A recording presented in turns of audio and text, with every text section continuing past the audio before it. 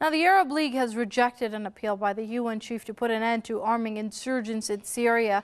Arab League chief Nabil al-Arabi says stopping a supply of weapons to insurgents is impossible. Earlier, UN chief Ban Ki-moon called on Qatar and some Arab nations to halt arming insurgents during a meeting with al-Arabi and the Qatari prime minister. Ban warned that more arms would result in more deaths and destruction in Syria. He also underlined the worsening humanitarian crisis in Syria. Last month, Arab League gave member states the right to offer arms to insurgents. Qatar has been leading efforts to supply insurgents in Syria with more heavy weapons. Well, joining us now on the line from Baltimore is Lawrence Freeman. He's with the Executive Intelligence Review. Many thanks for joining us here on Press TV, Mr. Freeman. Now, looking at how the Arab League has rejected an appeal by Ban Ki-moon to end arming insurgents in Syria because it is only going to result in more casualties and worsen the humanitarian crisis in the country. Do you think this is a risk the Arab League is willing to take in order to achieve regime change? Well, I think we saw this clearly with Senator Kerry meeting with others in Turkey over the recent days, where basically the decision was made by the U.S. to provide certain equipment, quote, not lethal weapons, but to go ahead by President Obama and Secretary of State Kerry now to allow Europeans and other countries, Saudi Arabia, Qatar, etc., to actually provide the weapons themselves. So it's really an all-out effort being pushed right now for arming the opposition, which to remove the president. But the danger is that this will cause complete chaos and destruction in the region and bring us that much closer to a larger global conflict with Russia.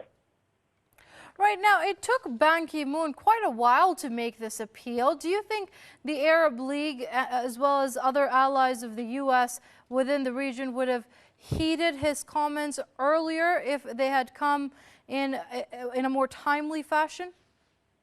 Well, don't forget, the Arab League has not functioned at the level it should have for a long time in the situation in Syria. And they've been giving in to the policies of NATO, President Obama, and the West.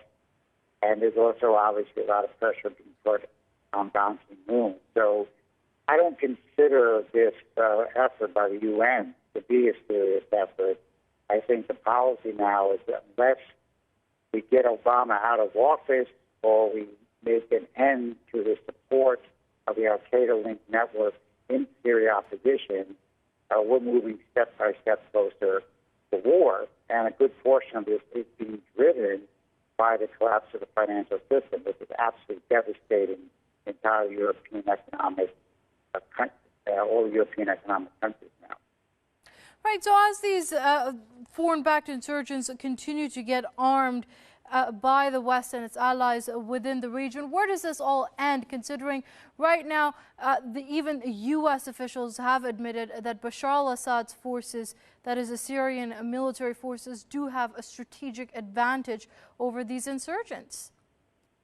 Well, they're going to arm, essentially what we're doing is we're arming al-Qaeda terrorist network in the exact way that we did, or not the exact way, but a similar way that we did, where NATO took up the cause of al-Qaeda in Libya to overthrow Gaddafi. It's now crystal clear that throughout 2011, 2012, the West was directly working with and okaying support of arms from Qatar, Saudi Arabia, for the overthrow regime change of President Muammar Gaddafi. And that now the situation in Libya is a complete disaster, and these al-Qaeda-linked networks are destabilizing the country. And this could be even worse if these al-Qaeda-linked al-Nusra and other networks in Syria take over. So this is a complete insane policy. It's a destructive policy. It's a policy that's going to kill people, and it's a policy that's bringing us closer to war with Russia. And this is the unfortunate consequences of bankrupt political economic policies coming out of Europe and the United States. All right, that was Lawrence Freeman with the Executive Intelligence Review. They're joining us on the line from Baltimore. Mr. Freeman, thank you very much for your comments here on Press TV.